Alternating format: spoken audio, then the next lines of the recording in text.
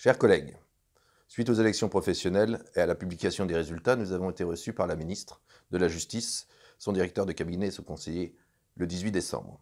Vous avez été destinataire d'un compte-rendu qui retrace fidèlement les échanges avec la ministre.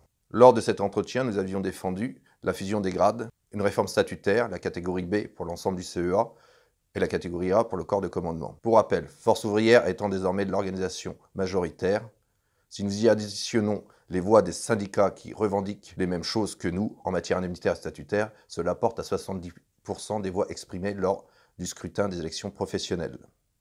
Nous avions espoir que dans un échange intelligent, nous puissions très vite obtenir de la ministre une réponse claire.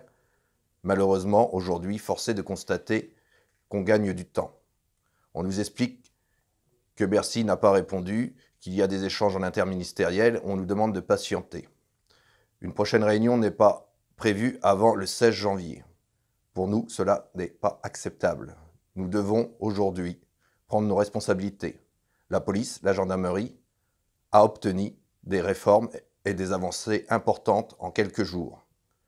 Notre mouvement, nous, ne date pas de quelques jours. Janvier 2018 était un mouvement historique. Voilà près d'un an. Nous exigeons que nos revendications soient entendues, dans l'intérêt des personnels. Je vous demande donc, chers collègues, de vous tenir prêts à un mouvement. Je vais, dès aujourd'hui, envoyer un courrier à chacun des représentants des différents syndicats, représentatifs ou non, pour leur demander de nous réunir afin d'élaborer ensemble une plateforme revendicative. Les élections sont terminées et les sièges sont fixés pour 4 ans. Alors, aucune stratégie syndicale ne doit venir polluer ce mouvement. Seul l'intérêt des personnels doit compter. Je vais dès à présent convier tous mes représentants locaux à organiser des assemblées générales avec toutes les organisations syndicales qui le souhaitent, avec tous les personnels, syndiqués ou non, afin de nous organiser. Aujourd'hui, le temps est à l'union. Nous devons tous nous unir. Nous devons d'une seule voix défendre et exiger la reconnaissance de ce métier et de ses personnels. Le 31 décembre, le président de la République a une nouvelle fois oublié la pénitentiaire, alors qu'il a nommé la police et la gendarmerie. Nous ne sommes pas des sous-fonctionnaires. Nous ne sommes pas une sous-branche de la sécurité. J'entends ici ou là des ministres nous expliquer avec le mouvement des Gilets jaunes que l'état de droit s'applique. Il doit aussi s'appliquer dans nos prisons, dans nos établissements français. Ce week-end, c'est pas moins de 11 collègues qui sont tombés sous les coups de personnes détenues.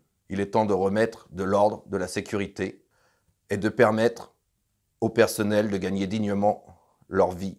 Chers collègues, ce mouvement sera géré avec vous et pour vous. Il n'y aura pas de trahison. Je vous en fais la promesse.